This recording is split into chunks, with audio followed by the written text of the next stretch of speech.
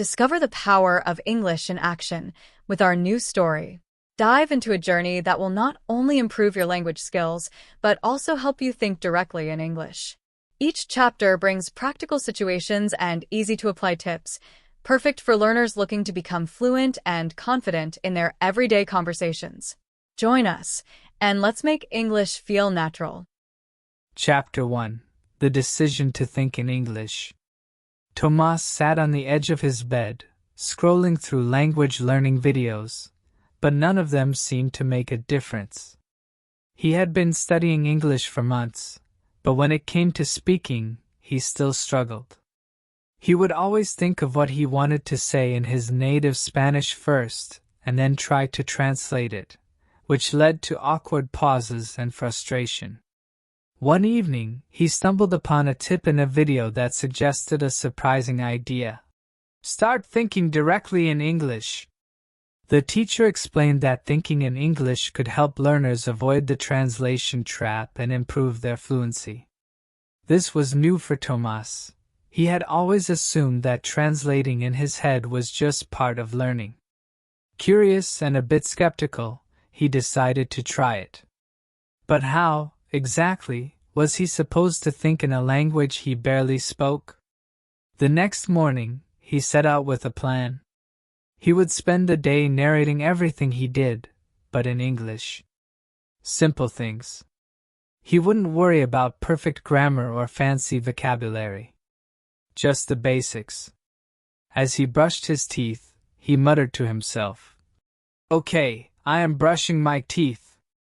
This is a blue toothbrush." He felt a little silly but continued anyway. When he sat down for breakfast, he tried to describe his meal in English. "This is a big piece of bread, brown, with butter. And coffee, black coffee." He realized that even these small steps were challenging but oddly fun. His mind was starting to get used to switching directly into English. He found himself walking around his neighborhood in the afternoon, practicing in whispers and narrating everything he saw. A tall tree with green leaves. People walking, the dog is barking. It's a sunny day. While Tomas knew he wasn't sounding like a native speaker just yet, something was changing. He wasn't pausing as much, and even though his English was simple, he felt a new kind of ease. At the end of the day, he took out his journal and wrote down what he'd learned. "Thinking in English is not perfect, but it helps me feel the language," he noted. He set a goal to keep this up every day, even just for a few minutes, and to increase his vocabulary along the way. Little did he know, this small experiment would be the beginning of a journey that would change his approach to learning, and even speaking, English forever.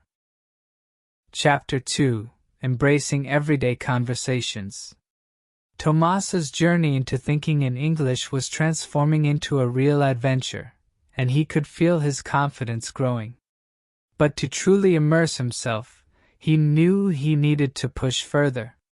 So, he set a new challenge, to practice speaking English in everyday interactions, no matter how small the conversations were.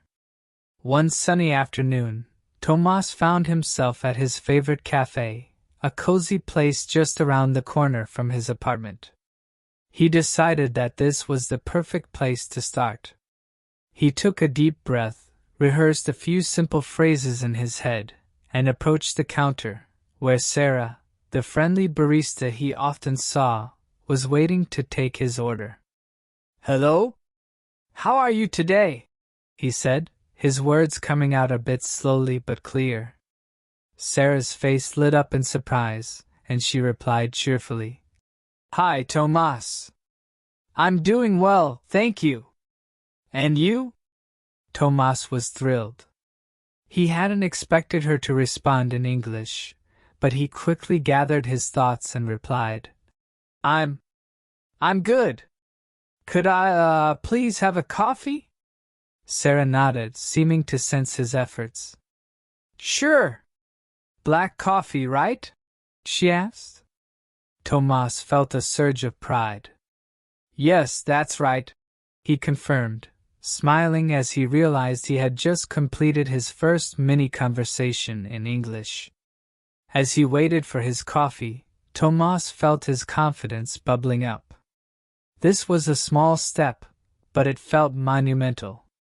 He hadn't needed to translate in his head. He just responded, naturally, as if he were already a fluent English speaker. When Sarah handed him his coffee, she gave him an encouraging nod. "Your English is sounding really good, Tomas. Keep it up." Over the next few weeks, Tomas looked for any opportunity to continue these little conversations. At the grocery store, he practiced naming items in English as he put them in his basket. Apples, bread, milk, eggs. He even challenged himself to silently create sentences about his shopping trip, like, "I need to buy more apples because they're healthy," or, "I should get a smaller loaf of bread." Every day felt like a new language quest. As he walked around his neighborhood, he started to describe everything he saw in English. A red car, a family walking, a dog barking. This little habit gradually helped him think more quickly and naturally in English, without needing to switch back to Spanish in his mind. Words were coming faster, and he felt more comfortable. His vocabulary grew, and he noticed that he was beginning to feel at ease with the language. One day, Tomas's friend Maria, who also had been learning English, joined him for a walk. She noticed right away that he was speaking in English more comfortably than before. "Tomas," she said, "your English sounds so much better. You've made real progress." Tomas beamed at the compliment. "Thank you, Maria. I've been practicing every day, even small things," he said, recalling his grocery store practice sessions and his conversations with Sarah. "It's not perfect, but I think it's working." Maria nodded in agreement. "Honestly, I think that's the best way to learn. You're not just memorizing, you're really using it." Despite his progress, Tomas faced moments of doubt and frustration. Sometimes he couldn't find the right word, or he stumbled over phrases that just didn't come out the way he wanted. In those moments, he felt a wave of disappointment. But he reminded himself that this journey wasn't about perfection, it was about growth and progress. With each stumble, he learned a new word or phrase that he knew would help him next time. That evening, Tomas jotted down in his journal, "Today I learned that confidence is just as important as vocabulary. I just have to keep talking, even if it's not perfect." He also realized that the people around him, Sarah, Maria, and even strangers, were more supportive than he'd imagined. The little encouragements, the nods, and friendly smiles kept him going, reminding him that learning a language was a shared journey, not a solitary one. With new determination, Tomas set a fresh goal, to hold a longer, uninterrupted conversation with someone in English, without switching to Spanish, and without overthinking every word. It felt challenging, but he knew he was ready for it. Tomas knew he had come a long way, and he was excited for the next part of his journey, a journey where he could see himself speaking fluently, confidently, and naturally, no longer worrying about mistakes but embracing every chance to speak, listen, and learn. Chapter 3: The Power of Confidence. With each passing week, Tomas felt more at ease speaking English. His practice had transformed from nervous rehearsals to confident, natural conversations. His friends, especially Maria, could see how much he'd improved, and even Sarah at the cafe would smile and say, "Your English is amazing, Tomas. I'm so proud of you." One day, Tomas received a message from his English teacher, inviting him to a community event where he could meet native English speakers. It was the perfect opportunity to test everything he had learned, but the thought of speaking English with strangers was still daunting. When he arrived at the event, Tomas took a deep breath, reminding himself that this was his chance to take a big leap forward. He approached a group of people who were discussing their favorite travel destinations. With a smile, he introduced himself, saying, "Hi, I'm Tomas. I love learning about new places, too." The group welcomed him warmly, and soon he was in the middle of a lively conversation. They talked about their favorite foods, dream vacations, and shared funny travel stories. Tomas felt the thrill of keeping up with the conversation without translating in his mind. He laughed along, added his own stories, and even managed to crack a joke in English. He realized that he wasn't just learning a language anymore, he was connecting with people in a meaningful way. The English words felt natural, like his own. He felt free, unburdened by the fear of making mistakes or not knowing a word. As the night ended, one of the people in the group, a man named Chris, turned to Tomas and said, "You know, you speak English really well. You should be proud of yourself." Tomas's heart swelled with pride. "Thank you, Chris. It's been a long journey, but tonight I really felt confident for the first time." Chris nodded. "That's the key to learning any language, isn't it? The more you practice, the more you find your own voice." After the event, Tomas reflected on his journey. He remembered the initial struggles and the fear he felt when he first tried speaking English outside of class. He thought of his conversations with Sarah, his practice sessions with Maria, and his daily efforts to think in English. Looking back, he understood that every small effort mattered. The moments of doubt, the persistence, and the tiny victories had all brought him here. His journey was far from over, but he now had a foundation, a sense of confidence that no one could take away. From that day on, Tomas continued to embrace every opportunity to speak English, knowing that his language skills were no longer just a part of his studies. They had become a part of his life, a bridge to new experiences, and a doorway to friendships he had never imagined. His English journey had transformed him, teaching him that language learning is not just about words and grammar, it's about stepping outside of your comfort zone, growing from every conversation, and discovering a new part of yourself along the way. And as Tomas walked home that evening, he felt grateful for every word, every stumble, and every success. He was ready for whatever came next, confident and proud of how far he'd come. Chapter 4: New Horizons.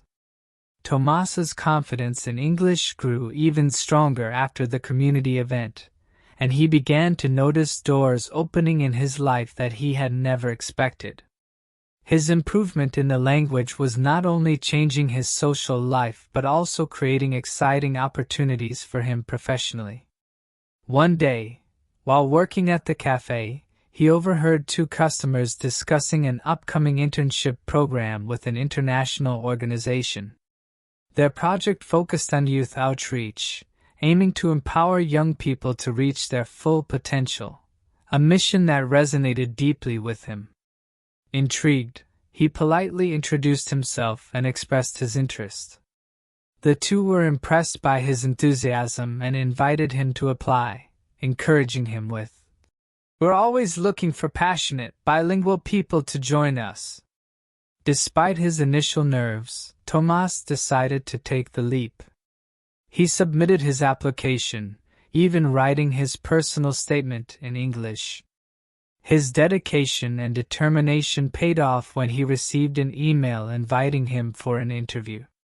The interview was fully in English, marking a pivotal moment for him. Tomas prepared tirelessly, practicing his responses, building up his vocabulary, and reminding himself of all the progress he had made. The day of the interview arrived. Though he was nervous, he was also excited to show how much he had grown. As he walked into the room, he reminded himself of all the conversations he'd had at the cafe, the community event, and with his friends like Maria. This was simply another conversation, he thought, one that could lead to new possibilities. During the interview, he spoke about his journey, his passion for helping others, and his dedication to learning. He answered questions about his background, his goals, and his skills. Though he stumbled on a few words, he kept going, reminding himself that he was capable. The interviewers smiled, nodding in encouragement, and by the end of the session, Tomas knew he had given his best. A week later, he received the news: he had been accepted into the internship. Elated, he celebrated with his friends, who had been there every step of the way. Maria, Sarah, and Chris, along with others he had met at the community event, joined him at the cafe to toast his achievement.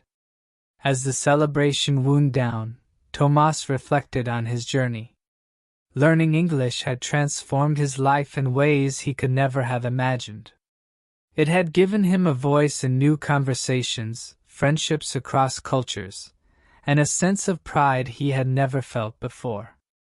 Now, it was leading him toward a career where he could make a meaningful difference, helping others find their own paths. Tomas knew that he still had more to learn and that challenges would continue to arise, but he also knew that he had the courage to face them.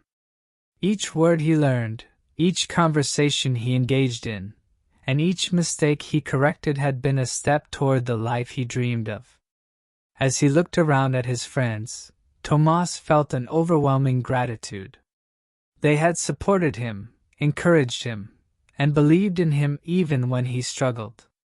Now, with his new opportunity ahead, he was ready to make the most of it, knowing that his journey would inspire others, just as they had inspired him.